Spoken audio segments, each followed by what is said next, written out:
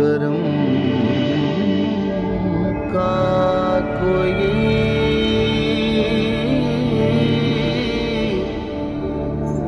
हिसाब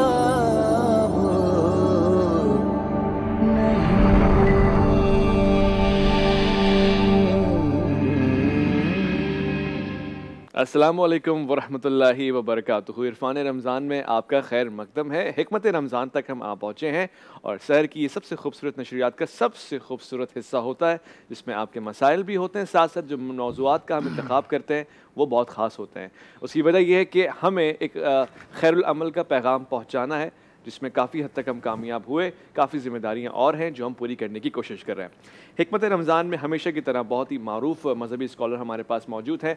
मैं तारुफ़ कराने का शर्फ़ हासिल करना चाहता हूँ। सबसे पहले हमारे पास अल्लामा आगा हुसैन रईसी साहब हैं। अस्सलाम वालेकुम वरहमतुल्लाह। कैसे मिजाज हैं? ठीक ठाक है।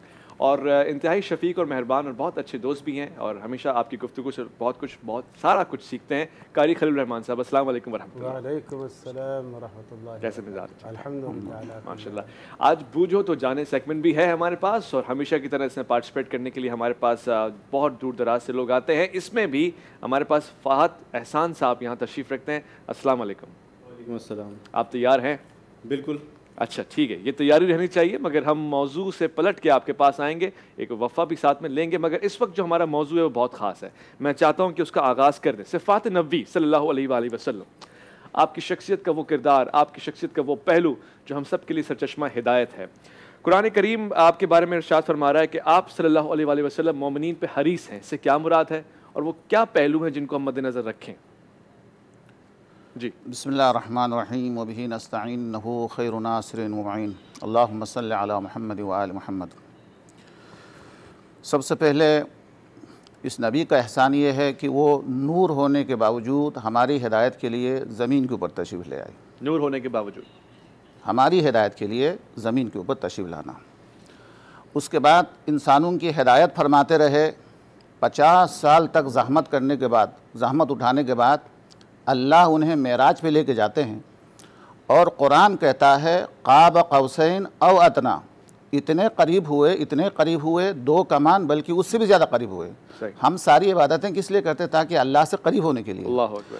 अब अल्लाह के नबी मेराज पर तशरीफ़ ले गए हैं और अल्लाह के इतने करीब हुए हैं कि कुरान कहता है क़ाब क़ौसैन औ अदना।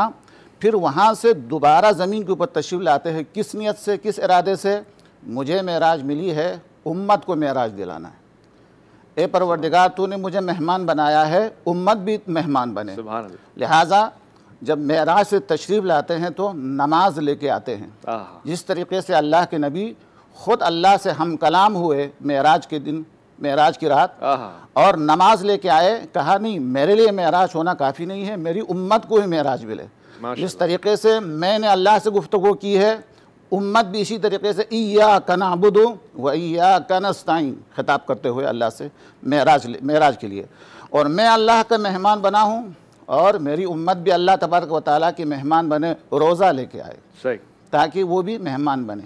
तो दुनिया के अंदर आने के बाद भी अल्लाह के रसूल की हमेशा यही कोशिश, हर लम्हा यही कोशिश, ये हिदायत के ऊपर आ जाए, रहनुमाई की तरफ जो है, हमेशा नूर की तरफ हिदायत करते रहे। हत्ता यहाँ तक कि वो मशहूर वाक़या जो हमारे ज़हन के अंदर है कि जो बेअदबी करने वाले हैं उनके बारे में ज़्यादा हरीस है कि ये राह हिदायत के ऊपर आ जाए। जो दुश्मन है उनके बारे में और भी अल्लाह के रसूल मेहनत करते हैं ये भी हिदायत के ऊपर आ जाएँ। यहाँ तक कि अल्लाह तबारक व तआला ने फरमाया हरीसुन अलैकुम व बिल मुमिनीन रऊफ़ुर रहीम, ये आपके बारे में बहुत हरीस है। यानी अल्लाह के रसूल को अपनी परवाह नहीं है जितनी उम्मत की परवाह है। यानी अपनी ज़ात का इतना ख्याल नहीं रखते जितने उम्मत का वो ख्याल रखते हैं। और यहाँ तक कि बाकी अनबिया ने, कुछ अनबिया ने ऐसे हैं जो अपने कौम के बारे में बद्दुआ की और अज़ाब भी नाजिल हुआ, लेकिन अल्लाह के रसूल को इतनी ज़हमतें और इतनी तकलीफ़ें देने के बावजूद भी दुआ मांगते रहे, अल्लाहुम्मा हदि कौमी फ़इन्नहुम ला यअलमून, परवरदिगार इनकी हिदायत फरमा दे, ये बेचारे जानते नहीं है, ये मेरे मकाम को पहचानते नहीं है। ये सब का सब इस दुनिया के अंदर है। और यहाँ से जाने के बाद क़यामत के दिन इससे भी ज़्यादा कि सिरात के ऊपर बैठ के सब सिफारिश कर रहे होंगे। हत्ता कि कुछ रवायत के मुताबिक जहन्नम के दरवाजे के ऊपर बैठकर अल्लाह तबारक व तआला की बारगाह में सिफारिश कर रहे होंगे।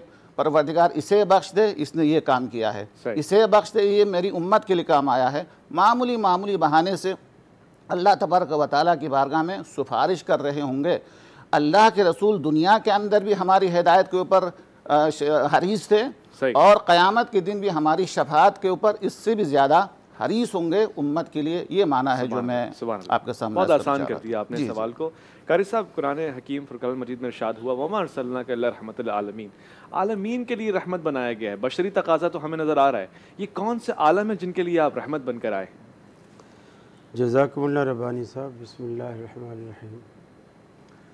रसूल अकरम सल्लल्लाहु अलैहि वसल्लम की ज़ात अक़दस इमामुल अंबिया और सैयदुल बशर होने के बावजूद आपने अपनी शफ़क़त, अपनी मेहरबानी, अपना करम, अपनी मोहब्बत इंसानियत क्या दुनिया के हर शोबे में और हर मखलूक के हर जहान में, जैसे मछली है समुद्री मखलूक है, इसका जहान और है, बेशक परिंदों का जहान और है, इंसानों का जहान और है, जिन्नात का जहान और है, और फिर और भी जो चीज़ें हैं जो जहाँ तक हमारी रसाई नहीं है, ये सब आलम हैं। सही।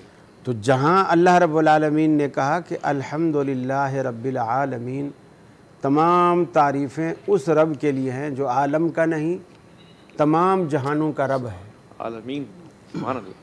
और उसी तरह अल्लाह रब्बुल आलमीन ने फरमाया वमा अरसलनाका इल्ला रहमतुल लिल आलमीन, जहाँ जहाँ का वो रब है, यानी जहाँ जहाँ मेरी खुदाई है वहाँ वहाँ आपकी शफ़क़त और आपकी मेहरबानी है। एक बात। और दूसरी बात यह है कि वैसे भी देखा जाए तो हम इंसानों से हटकर भी इसका नज़ारा करते हैं, आपकी उस मोहब्बत का, उस रहमत का, उस शफ़क़त का। एक सहाबी थे, उन्होंने एक परिंदा पाल रखा था और वो नुग़ैर नामी परिंदा था। तो आप सल्लम उसे पूछते थे गाहे बगाहे कि कैफ़न नुग़ैर, तेरी नुग़ैर का क्या हाल है। चिड़िया टाइप का एक परिंदा था। इसी तरह आप सल्लल्लाहु अलैहि वसल्लम सफ़र में जा रहे हैं तो किसी सहाबी ने घोंसले में से चिड़िया का बच्चा उठा लिया। सही। वो चिड़िया यानी जो उस बच्चे की माँ थी वो ऊपर से उड़ती उड़ती ची ची ची ची जैसे जी कर रही है। नबी करीम सल्लल्लाहु अलैहि वसल्लम ने फरमाया इसे किसने तकलीफ़ दी है? उस सहाबी ने कहा या रसूलल्लाह मैंने बच्चा उठाया है। अच्छा।